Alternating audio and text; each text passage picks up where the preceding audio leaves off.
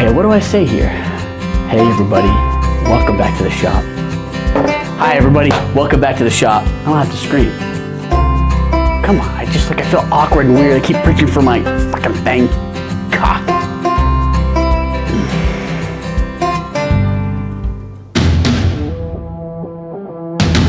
Welcome back to the shop, everybody. The idea for today's video popped into my head a year or so ago when my son really started to fall in love with Legos. He loves building them. I suppose he loves collecting them, but he's also 7, so he just likes getting Legos and building them. The problem that I have right now is that we have nowhere to put them. One being this Pac-Man Lego set that he begged Mrs. Oak and I for well over a year. So he's got some really cool Lego sets. I don't want them just laying around. So I want him to be able to build these and display them. And that brings me to this video's project. What I want to do is I want to build some shelves here in his room on this wall behind me so he can display his Legos. He plays sports, so I need a place to put his trophies. He has a bookcase, it's full. So maybe this is also a place for him to store books. I've decided to go with 1/2-inch plywood, and I'll get to the reason why later on down the build. But with that 1/2-inch plywood, it's gonna allow me to do 3 separate shelves on this wall, and they're gonna be about 1.5 inches thick. The first thing I wanna do, since I'm a visual type person, is I wanna get this wall marked off with some painter's tape on where these shelves are gonna go. 1, 2. 22, okay. So your typical shelf should start anywhere from 22 inches to 24 inches above the surface below it. In my case, the surface below it is going to be a desk. But since this is my house, I can pretty much do whatever I want. I'm going to start this shelf 20 inches above the surface of that desk because, as I see it in my head right now, these plywood shelves are going to be about 2 inches thick, 1.5 inches to 2 inches thick. So my eventual desk will be 29 inches tall, which is going to hit right about here. My space in between the bottom of the first shelf and the desk is 20 inches. I have a 16-inch space between the top of my first shelf and the bottom of my second. I've specifically made it 16 inches because his tallest Lego piece as of right now is just under 16 inches. So I want one shelf that he can store taller items on, and then the next 2 shelves are gonna be 12 inches each. And that works out well because the distance between the ceiling and the top of the closet is 14 inches. 14 minus 2, 2 being the thickness of my shelf, is 12 inches. So that's gonna be a nice even spacing for those top 2, 16 on the bottom, which still won't look that bad, as you can see right here. That top shelf is gonna be 8 feet long. My goal is to make that 8 feet long. I don't know if it's gonna work. We're gonna all find that out together. 1/2-inch plywood over an 8-foot span in my head or on paper isn't gonna work because it's gonna be too flimsy. But if I really beef up that frame, it should be fine. And then the 2 shelves below that are gonna be 56 inches. They are gonna stop about 3¼ inches from the end of the wall because that's where 8 feet stops.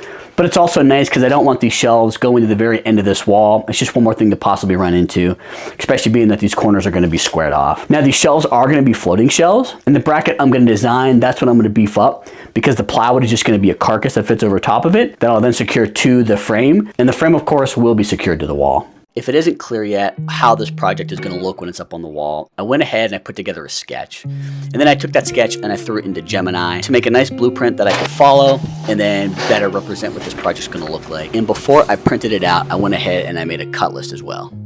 I have my top shelf, which is a full sheet of plywood. It's 96 inches. And then my 2 lower shelves are at 56 inches. I think I'm gonna start with cutting my lower shelves first because I have a higher chance of screwing this one up. So I might as well start with the small ones. So that's where I start. I cut my 11-inch by 56-inch bottom, and then I cut my 2-inch by 56-inch face, and then I cut my 11-inch by 56-inch top. And I do that twice. And then once I have that all done, I need to cut my sides, and I'll have 4 of those total. 1, 2, and then 3, 4. And then I can move on to cutting the big guy. So that's the plan. Warm the shop up, get set up to start ripping, get my batteries from inside because it's too cold to keep them in the garage, charge what needs to be charged, and then start making some cuts. So while my heater heats my shop up, hopefully I don't freeze my dick off. In the meantime, I have a good bit of work I have to do. I picked up 3 sheets of plywood, and then I have a sheet of R10.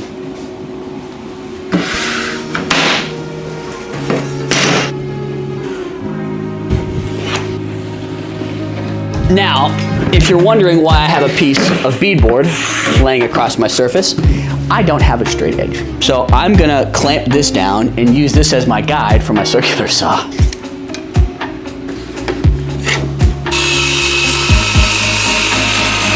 I did mean to put down painter's tape to prevent any bit of chip out.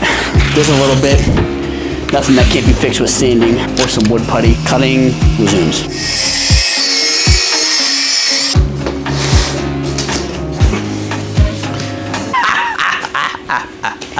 I definitely didn't raise my blade so it didn't cut all the way through this damn thing, so. Well, now I have, but on we continue. And there we have the bottom of our first shelf. And if my measurements were correct, which there's a good chance they were not, then this should be 11 inches. There, I'm 1/8 of an inch short. So, well, I fucked something up somewhere. But that's to be expected because, you know that old expression, if you don't use it, you lose it? Well, it kind of goes for woodworking too. But hey, no excuses. I have 2 more cuts to make, and 1 shelf, top, bottom, and face are complete. Let's get some. So let me put a little context behind how I was setting up my rip cut. So here's a helpful tip if you do decide to rip sheet goods with a circular saw and some shiplap, also known as a straight edge. I use this notch on my circular saw. If you have the circular saw, use that. If you don't, use what you have. Know where you line up your saw edge on the plate of your circular saw. In my case, that's my inner edge when I'm ripping my material. So I measured 1 5/8 over from the end. And that's where I set up my straight edge. 1 5/8 of an inch away from where I'm gonna make my cut. Now, for some cuts, I may have to set up the straight edge on this side. In that case, it's an even 5 inches.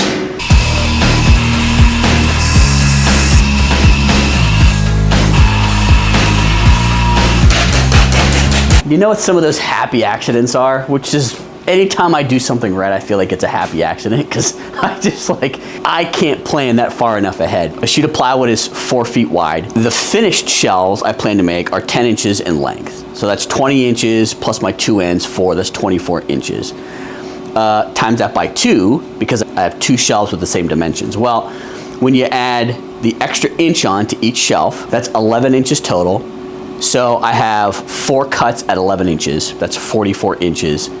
Add 4 additional inches to that, 2 inches for each face, that's 48 inches. So 1 sheet of plywood perfectly fits my plan here. If this project interests you and this is something that you want to do in your own home, maybe think about doing these dimensions. I do plan to build my frame to fit into the box. So I wanted to build the shelf first and then build a nice beefy frame that I can really secure to the walls, which we'll get to here.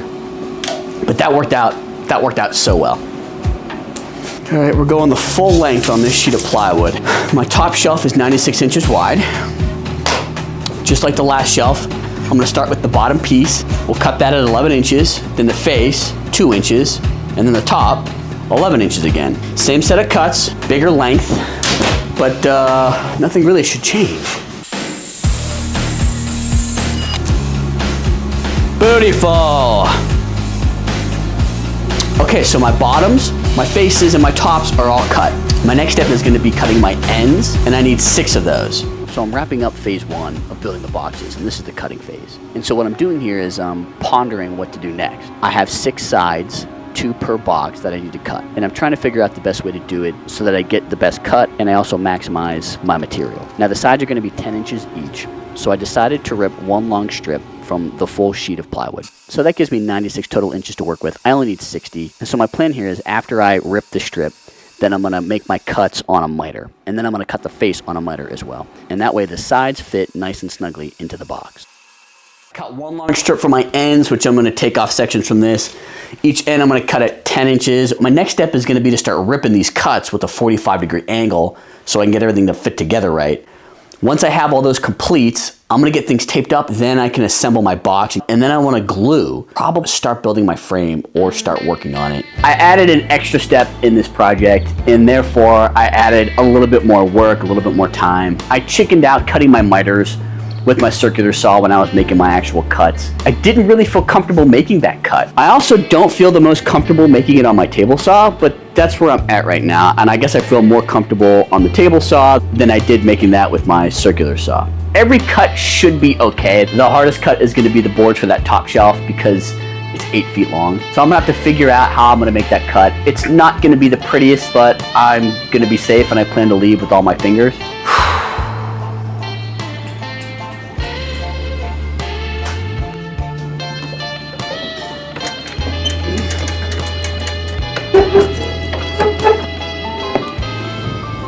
So obviously you want your blade to be set at 45. I like to use a digital angle gauge. This got me close to 46. A 46-degree angle is gonna give me a little bit of room to play with when I go to put my miters together. And that way I'll be able to achieve a nice square edge with a little bit of play on the inside. So that's why I went with 46 degrees.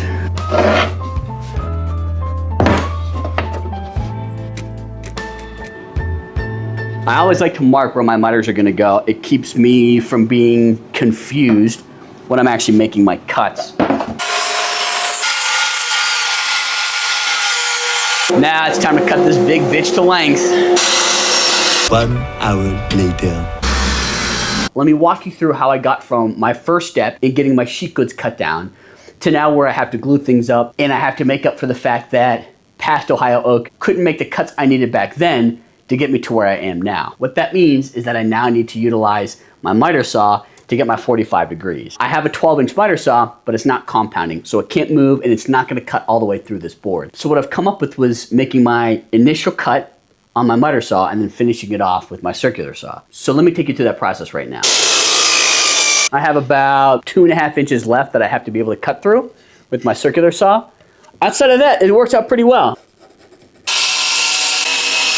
It's not ideal, but it works. I did have to grab a hand plane just to get a little bit of a lip that I left from the saw. But outside of that, I feel like I've come up with a pretty good solution to fix my issue. When it comes to each individual shelf, I have my top and it's ready to glue, my bottom ready to glue, my front face ready to glue.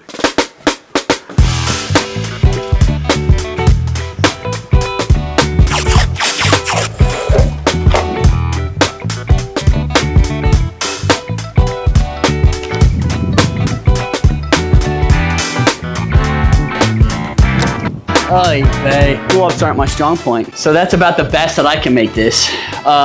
There's gaps. I have accepted that. There's gaps on the first shelf. I have ways of fixing it, which I'm gonna do. I'll fill in holes if I need to, paint, and you'll never know that they were there. Only myself and then anybody on the internet who is watching this video.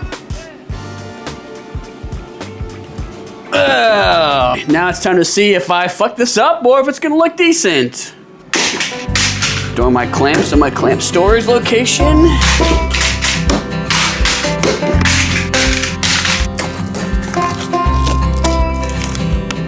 You know what? It's not the prettiest, but it is better than my first one. And I think all I gotta do is put some lipstick on this pig and it's gonna look fine. The hardest part now is gonna be gluing up this 8-footer.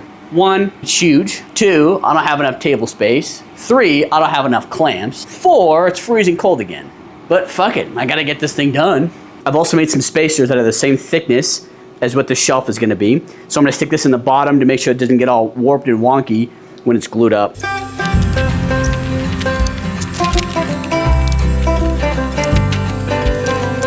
I should be done with all my cutting. I need to emphasize should be because there's a good chance I mess something up and I have to cut some more, or I forgot about something and I gotta go back to cutting. But for now, I'm at a good spot where I can start getting this frame put together. My frame is gonna consist of 2 pieces, kind of. The back part, and then the part that sticks out. These probably have more technical names than the back part and the part that sticks out, but basically what I have is 3 of these. I have the 2 bottom shelves and then the very big top shelf. And then I cut a whole bunch of these. I have 8 pieces total for the 56-inch shelves. And then I think I cut 14 to 16 for that 96-inch shelf. And it's gonna look something like that.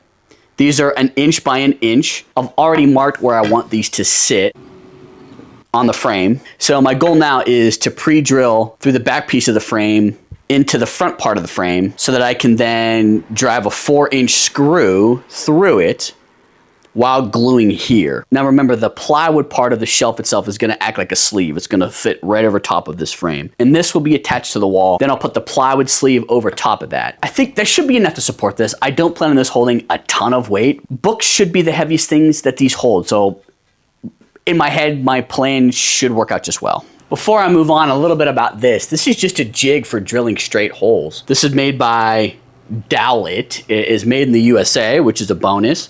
And it ranges from 3/16 all the way up to a 1/2 inch size in hole. And I bought this so that I could drill some straight holes for hanging some other floating shelves, some really beefy floating shelves in my kitchen a couple of years ago. So it's nice. It just clamps around the piece you're trying to drill through so that it gives you a nice straight hole in the center of your workpiece. And there it is. It's that easy. I have 2 more to do on this side and 2 more to do on this side, which gives me my 8 bars total. That's what the frame will look like. That'll sit against the wall like this, and the plywood sleeve will sit right on top. Now, and I suppose this is cliched because every time you see floating shelves, you see lights underneath, but I really want to put lights underneath this thing. My son's gonna love them. If there's one thing looking back when I was a kid that I loved the most, it was cool lighting in my room. Now there is an outlet on that wall, and I plan to jump power off of that to be able to put some really cool lights in the bottom of these shelves. This is the Govee RGBWW recessed downlight. Now, this is a 4-inch downlight, and each light has 11 watts. Now, 4 inches is important because I didn't want these to be too big. You start going 6 inches, and it starts looking like a can light you would have in the ceiling. This I wanted to be smaller. Each kit comes with 4 lights. The profile of this light is just under 1 inch. Now, the light itself attaches to the driver with that connection right there. The driver box, it's thicker than 1 inch. So I need to get a little bit creative with where I'm gonna hide this. Likely in the wall, but I'll get to that. Before I go ahead and start installing lights, I need to figure out where I'm gonna put these lights. Luckily, the instructions double as a template. Go Govee. Now, my shelves are 56 inches in length. If I divide that by 2, I get 28 inches. That puts me right in the middle. Then I want to take each half and I want to divide that by 2, which is 14. That means my light is going to go right there. Come down to the other end, mark 14 inches. My other light's going to go right here. The shelf itself is 10 1/4 inches in thickness. Now, I need to find the center of my shelf. My shelf is 10 1/4 inches in thickness, 5 1/8 of an inch, which puts my center hole right there. On the upper shelf, I'm not going to space these out across the full 8 feet. I want to put these directly above the other 2, so they're going to be stacked.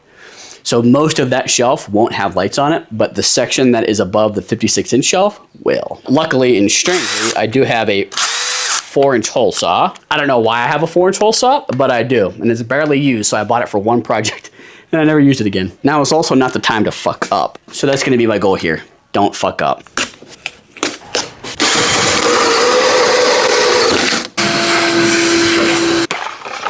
Let's do a test fit. It's like I know what I'm doing. That looks really nice. Wow. Keep in mind here that everything I'm showing you for this video, I've pretty much done for every one of these shelves, but I'm only showing you bits and pieces of each process for the sake of time. All the boxes are completely assembled, they're glued, everything is ready for the next step before I get it hung up. And I'm really, I feel really good at this point. I'm in a really good spot. Now these shelves, they're fugly. I built them to the best of my ability right now. My glue-ups weren't perfect. I don't glue up hardly ever. It's probably been over a year since I've done a glue up, but that's beside the point. I think I can get everything fixed with some wood filler and then a nice light sanding, get it painted, and I have a really good feeling these are gonna look really nice once that's all said and done. My next step now is to work on wood filler, and I'm gonna let that dry probably at least a day before I move on to the next step. Now I'm using DAP, plastic wood, all-purpose wood filler. I've used this before on many projects. I really like it. It's a great product. I think the natural is going to blend in pretty well, and once it's all said and done, you're not going to see it. I'll see you when I'm done sanding, when these are ready for paint, and before I get them hung up on the walls. There's not much I'm going to say about sanding because it's boring, with one exception. When it comes to your plywood, your individual layers are about 1/16 of an inch thick. But the veneer itself, well, that's like thinner than ball skin. So you gotta be really careful when you're sanding that because you can sand right through it in just a moment. So I'm using a 150 grit sanding pad and I'm going real light across that surface. The rest I'm gonna finish by hand. And there's not much to sand here. I'm getting rid of my pencil marks, I'm getting rid of some of that glue squeeze out, and I'm getting rid of the wood putty. And that's really it. Now, this to-do list is by no means comprehensive to the entire rest of the project, but in order to get my shiplap up, I am definitely gonna need to get these 4 things done. I need to clean off this wall. I need to mark where my studs are so I can get my shelves hung up. I need to remove the chair rail. Then I need to run power to my 2nd and my 3rd shelf. So I need to jump off that outlet that's down below here, mark where I'm gonna put those new outlets at, and get that taken care of. Hi, I'm back. So I'm gonna precondition this wood. That's for 2 reasons. You should typically precondition plywood because of the nature of it. It will take stain a little bit differently, where some areas will be darker, some will be lighter. I've also used a good bit of wood filler to cover up my fuck ups. So I really want to make sure that I don't have weird blotchy spots. I still might, we're going to find out, but I'm going to definitely start off by preconditioning this. Now, preconditioner, you want to stir this really well. You don't want to shake it. And it dries rather quickly. Now, I'm going to let this sit overnight, come back and stain tomorrow. Nice, there we go. All 3 preconditioned and ready for stain, which I'm gonna get to mañana. What I will add is that when you're working with light wood like this, good lighting is very important so that you know that you put your coats on evenly.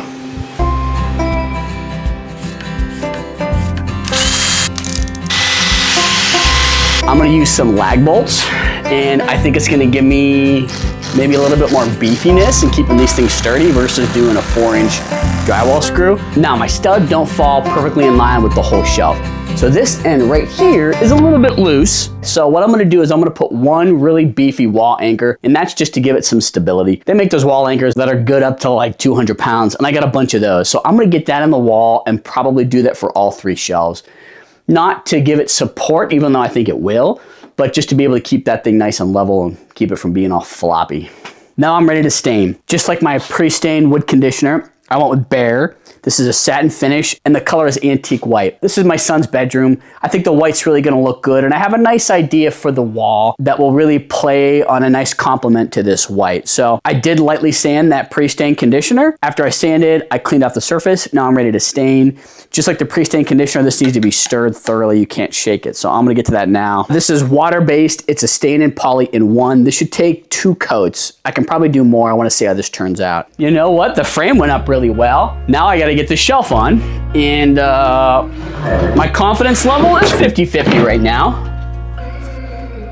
I think it looks pretty good. The frame is stable, but I'm starting to think that the pins that I used aren't gonna be secure enough to keep this thing from moving forward. Just on the front end. I could shorten the shelf. I don't really wanna do that. I took a little bit of time and I sat and I thought about what my problem was here. And the solution I came up with was just re-engineering the bracket a little bit better.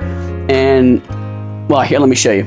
So what I did was I took a thicker piece of 2x4 and I cut it to the same thickness, 1 inch, but I made it a little bit longer. It's just about 2 inches. And I not only secured it to the back of the bracket with a 4-inch screw, but I also secured it on the side with a 2-inch screw.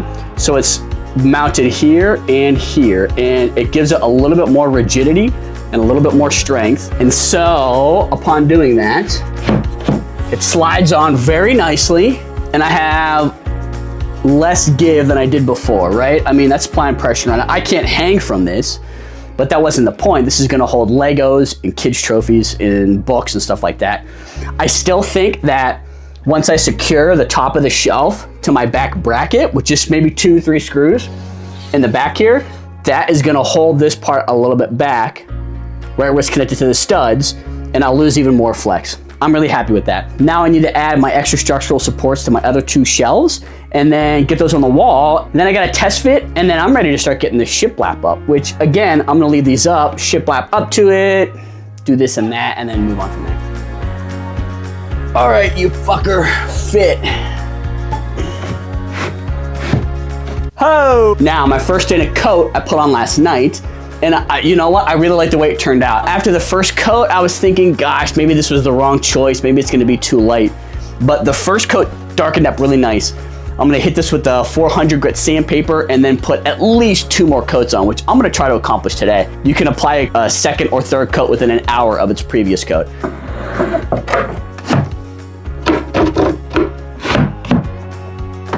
Update to the situation here. I've started wiring up the wall so that I can get power to my lights. 1, 2, 3, 4.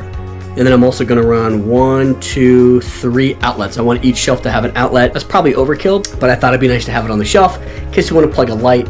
In case my sapling wants to plug a light or something fun in there. All Govee suggests you do is put this driver box, this in the wall, which I'm doing, and then I've pre-drilled some holes for the connector cable to go into. The last thing I'm gonna do is jump my power from my outlet down below to run it up, start getting all this powered up. They each come with 2 clips, which get placed into the slots right on top. Good. And you wanna make sure that cable's facing out. It snaps right in. It's as simple as that. And these fit perfectly with very little room to spare. Obviously the top shelf is already up and I'm putting on the second one. I was giddy like a schoolboy to get this thing in place. So I went ahead and I got that done real quick. So I'm gonna go ahead and get these next 2 shelves up and show you how I get these installed. Now, I did add a zip tie to each one of these connectors that are behind the wall so that they didn't fall out. And that zip tie will then work its way into there.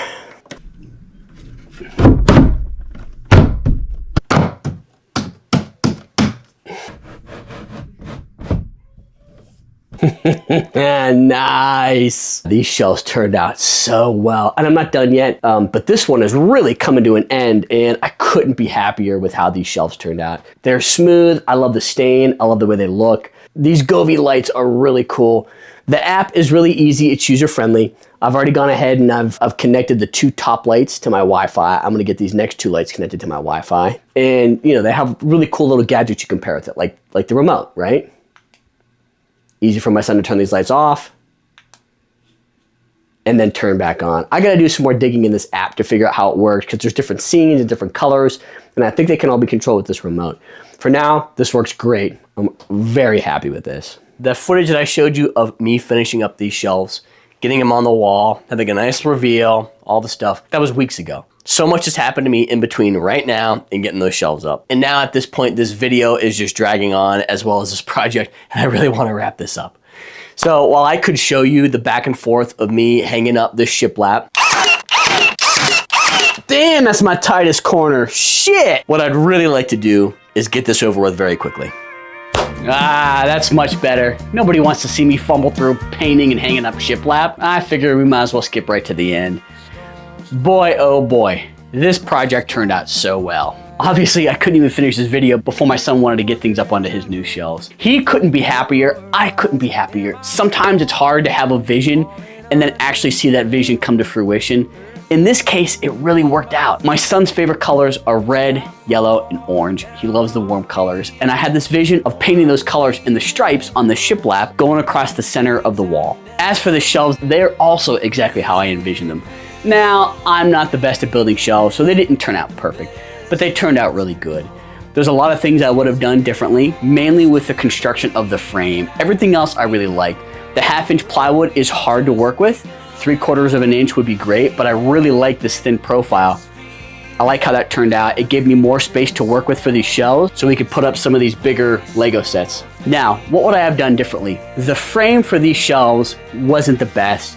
I shouldn't have used scrap wood. I think I figured that out at the point when I was getting these things hung up. Scrap wood is exactly that. It's scrap wood, it's junk. Despite my best attempts, a lot of it wound up being warped and some of these shelves are a little bit off. So even though my level said otherwise, I still think they're just a little bit off due to the frame. So that's what I would do differently. What I really love is the color choices. I had the vision for the white shelves from the beginning. I like the way that stain turned out.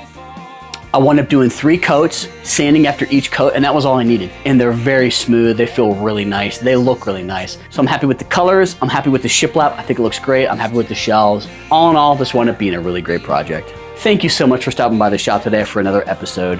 I'm John, AKA the Ohio Oak. Please do me a favor, if you had fun today or took anything away from this episode, please hit that like button, subscribe, share, comment, tell your friends. It really helps me out in growing this channel. All I ask in return is that you be safe, be creative, don't lose a finger while doing so. Go out in this world, make it a better place. And don't forget to make today great.